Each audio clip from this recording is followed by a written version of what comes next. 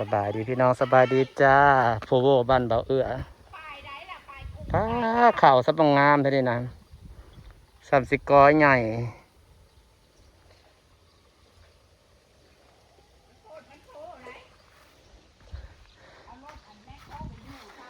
สบายดีเด้อมื่อนี้ทำมาโพพี่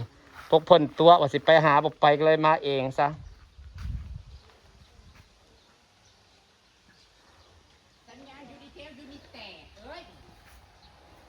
มีใครดูแลบ่เอื้อก็บ่ดูแลตายไปเลยแต่ที่พันงามเดี๋ยวนี้นะ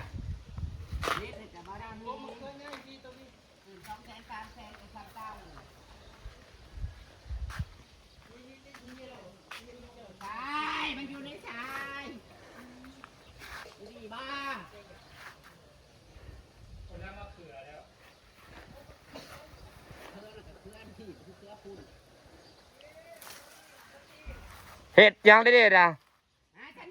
สัญญาก็จะไปอยู่ใต้ต้นมะเขือมันอีเวนความจริงติบ่เฮ้ยสัญญาอยู่ใต้ต้นมะเขือลีนี่ทิพเข่าสะบังงามแท้ขีดตัวถ่ายสันคลองพวกนี่เอาแล้วตัวให้หมู่คลองก็เป็นหมู่ละคลองทางบ่มาจะถือหมู่ละคลองทางอยู่มองโดนคีบหายโอ้ยถึงขั้นนั่นติเฮ้ยบอกมันต้องไปอยู่เป็นจุดถึงขั้นนั่นวะมันบริษัทเจ้าไปหาทำไมก็ลงคลิปได้เพื่อนไอ้แขกเห็นยังบ่ได้เลยสัญญาณบ่มีบ้านเฮาปุกอังเอ้าเนาะลูกย่าก็เราโทรบอกไป4 ต้นหน้าก่อนเด้อโอ้ยมันมาอยู่ในโกบักเขือนี่เฮ้ยใช่ว่าเป็นตะปลูกต้นมะเขือไว้หลายแท่บัดนี้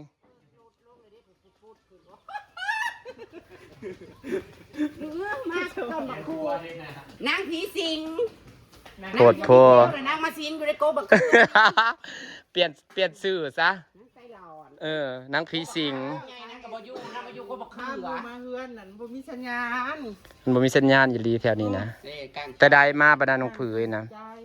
มีเมื่อคืนนี่สร้างตัวนี้ข้าวยังค่อยคืองามแท้เนี่ยงามกว่าข้าวงามกว่าบอสแบบมันขึ้นอยู่แล้วมันสิเป็นกอใหญ่ๆเลยนี่นะมันสิกอใหญ่ถ้าเบิ่งมันสิกอห้าวกับมันสิกอห้าวกระตากกอห้าวกระต่ายถ้าเบิ่งเด้อเพราะมันขึ้นนะปีกไก่มันดำมันงามแต่จริงแต่ว่าดำมันก็บ่ได้ลายตรงคือว่าเด้สีแซมอยู่ไหนแซมอยู่บ่แซมอยู่ไหนแซมตรงกลางมันนั่นแหละแถวนี้บ่ต้องแซมเลยเดี๋ยวแถวนี้นะมันขึ้นกองามแถวนี้นะบัดนี้ก็ค้างน้ำไว้แล้วก็เอาปลามาลงเลยน้องเวลาน้ำคืนมันถ่วงอยู่แล้วคันตัวนี้แต่ว่าเฮาน่ะลาดไว้เพื่อว่าอันคือน้ำเวลาน้ำมันมีมันสิไหลลงน้องเบิดเนาะแล้วบัดนี้เฮาอันอยากค้างน้ำใส่เขาเราก็เลยปาดคันไว้ค้างไว้ค้างแล้วมันจังอันนี้ค้างแล้วก็หวานปูแล้วก็ค้างหญ้าจังบ่ขึ้นถอนหญ้าแล้วก็ค้างน้ำไว้น้ำคือหลายๆน่ะป่าขึ้นมาเล่นบ่ใหญ่ป่านั่นน้องบ่อยากเลิก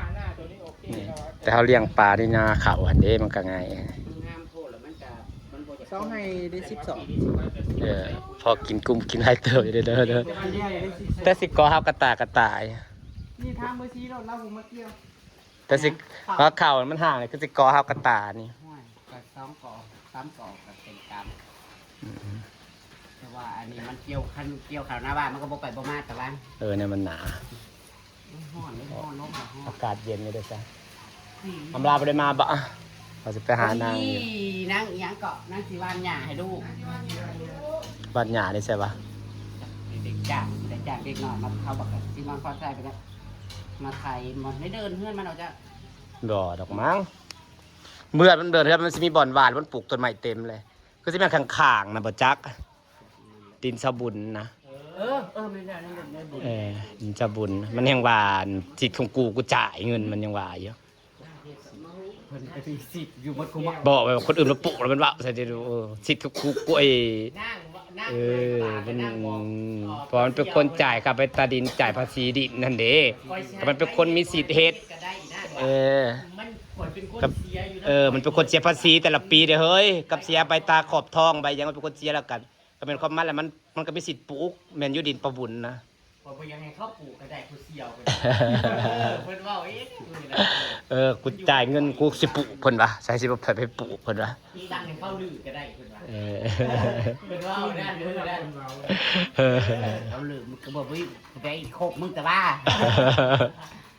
ขนาดนั้นบ่ได้เขาปลูกตัวดินบ่แห้งละครึ่งนึงเนาะบ่เต้าข้าวบ่อุ่นปลูกตัวดินก็พวกปลูกดินก็ปลูกอ้อยก็สิ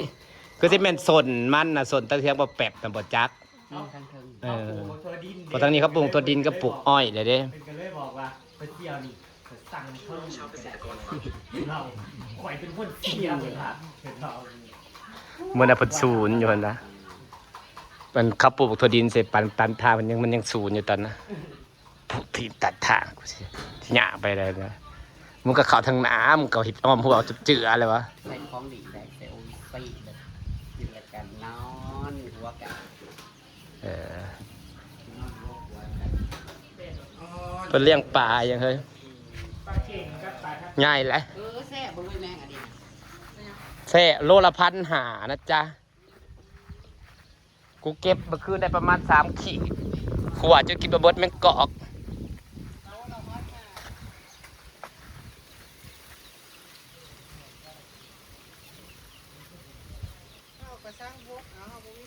เฮ้ยจอกนะมันงามด้วยตัวแบบมันแต่ใส่เฮ้ยแต่อยากได้เด้คืองามจอกนะงามอยากได้เด้อันนี้เนี่ยเอามาน้ำแซงนี่นะโอ้เนี่ยมันบ่งามมันแต่อยากได้จอกคือที่ไปหาใส่เด้เนาะเกินจอกเลยเนาะจอกโอ้จะเอามาน้ำไม่เชียวรอดนะบ่น่ะจอกนะงามบ่อยากได้ไปใส่คลองเด้จอกกับไปซื้อน้ำไม่โอ้ของร้านอะไรโพดแล้วออกถิ่มอยู่ไปขอน้ำแม่น้ำเล่าโลดเชียวรอดนะนี่เจ้าชิมว่าแพ้เอาก็ได้เนี่ยเอาน้ำเผาเนี่ยจัก2 3เนี่ยเพิ่นมีหลายบ่หลายเราปลูกใส่อันนั้นนะงามว่ะมันงามเด้อเฮ้ยไปใส่คลองเนาะแต่สิงามกว่าผักตบกับมันก็สิบ่เฮ็ดให้น้ำเสียคือผักตบได้ผักตบนะฮะมันจะเป็นแบบนี้มันจะเฮ็ดให้น้ำเสียอันนี้นะมันเต็มลายแล้วเขาคั่วมันมาไว้อยู่เจ๋จังว่ายังเอาออกอยู่นะครับเพราะงั้นเอาออกปลาทับทิมใหญ่เตอะไปเด้อเฮ้ย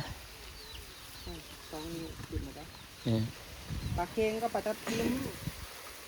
ปลาทงปลาทับทิมหน่อยทงนึงเสียเบิ่งโตปลาทับทิมตัวนี้นะบ่เห็นพี่น้องน้ำบ่ใสเด้กลางมันสีงามนี่ปลาทับทิมสีมันสวยอยู่แล้วปลาทับนี้ไงเปิดน้ำเปลี่ยนบริษัทแต่ป้อยนะบริษัทได้เปลี่ยนน้ำจากเสื้อเปลี่ยนแน่มันจะไงไว้จะว่าบางเสื้อเปิดน้ำใส่ปัดไส้อันนี้มันบริเปิดน้ำใส่ดีพอทิพนะมันบ่เห็นเป็นเงินป่าน้ำบ่ใส่นี่ไงปลาทับทิมน้ำขี้งัวเห็นเนาะมันก็จะขุ่นอยู่ตรงนี้แม่นะเพราะว่าเฮาขี้งัวลงหันกินจะเบิ่งโตปลาทับทิมนี่นะมันจะคือปลาในหนองสิจะบอกกับปลานิ่นั่นแหละก็คือกันนั่นแหละนะในหนองเส้นนั้นคำว่ากายเส้นมันจะคือโบแมนปลาทับทิมนี่แหละแต่นี่เด็กกล้วยกะโอ้ยเริ่มใหญ่นี่เขาปลูกกันใส่อันทางพอกเป็ดนี่คือกันจะได้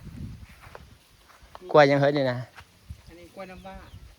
ธรรมดาพันคืนบ้านนอกำลังขึ้นดีมันกำลังงามกำลังออกปีกล้วยเขียวบ่เฮ้ยโอ้เป็นตะวีใหญ่อยู่ได้ไงแล้วมันงามผิดเปลี่ยนแมนหากได้2 ต้นได้หน่อคนกำลังออกหน่อมันจะเป็ดกินแต่ก็ทำงานแม่นอยู่เขาขยายออกมาหนึ่งขยายออกมาตื้มตัวนี้ตัวนี้ในกล้วยน้ำบ้าน3 เงาของสัตว์จักสิติดบ่ติดจักตายกับจักแดดต้องกินนี่3 เงา อยอันนี้เบิด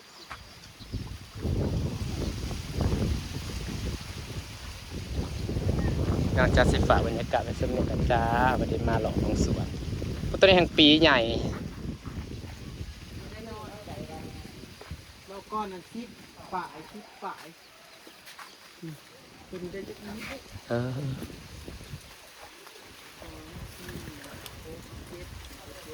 สุดแล้วบ้านั้นนะน่าออกเลย เดี๋ยวมันสิออกเนอะตัวนี้เป็น2 4 6 7นั่นได้แต่7มี1 2 3 4 ขนาดสวนน้อยๆน้อยเนาะกล้วยเป็นเครือเนาะมันออกมานะหาเครือมันเป็นหน่อยๆได้